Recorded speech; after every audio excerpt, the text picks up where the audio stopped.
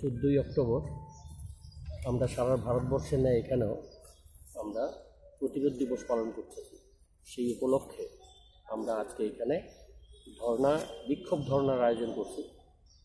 আমরা এই যে ভারতবর্ষে যে প্রথম এই 3টা বিল, কৃষি বিল আনা হলো, এই কৃষি বিল আমরা মনে করি যে কৃষক স্বার্থ বিরোধী এবং কৃষিক্ষেত্র বিরোধী, ভারতবর্ষের 99% মানুষের বিরোধী এই 3টা কৃষি আইন। এই কৃষি আইন বাতিলের দাবিতে আমরা এখানে আজকে এই আন্দোলনের কর্মসূচি নিয়েছি সারা ভারতবর্ষে না। এখানে আমরা মনে করি যে এই যে 1955 সালে যে খাদ্য শৃঙ্খল ছিল,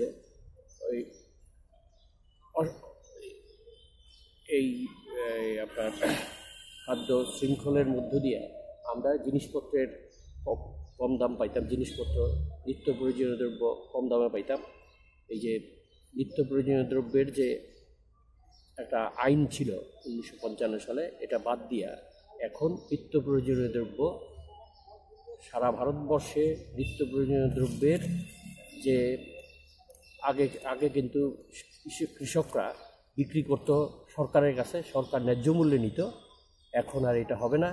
এখন দেশি বিদেশি পুঁজিপতিরা এটা কিনবে এবং তাদের ইচ্ছা মতোই তারা বিক্রি করবে। ফলে একটা কৃত্রিম ক্রাইসিস তৈরি হবে। দেশের মানুষ যেমন পেট্রোল ডিজেলে আমরা প্রতিদিন দাম বাড়ে, ঠিক এরকমই নিত্য প্রয়োজনীয় দ্রব্যেরও দাম বাড়তে থাকবে। আমরা কোথাও এর বিরুদ্ধে কোনো প্রতিবাদ করতে পারবো না, কারণ সরকারের হাতে এটা আর থাকলো না। এটা গিয়ে দাঁড়ালো যে সারা ভারতবর্ষে যারা দেশি বিদেশি পুঁজিপতি তাদের হাতে। এর জন্য আমরা এর বিরোধিতা করছি এবং এর প্রতিবাদে আমরা সারা ভারতবর্ষে আন্দোলন গড়ে তুলছি। আমরা ত্রিপুরা রাজ্যেও আজকেও আমরা এখানে এই কৃষি দপ্তরে, কৃষি ডাইরেক্টরের কাছে আমরা 8-9 দফা দাবির ভিত্তিতে একটা ডেপুটেশন দিচ্ছি এবং আজকে এই ধর্নায় আমরা সামিল হয়েছি।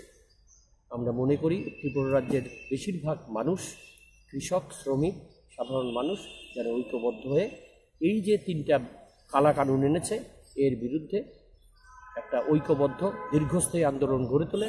আমরা AIKKMS এর সাথে থাকব।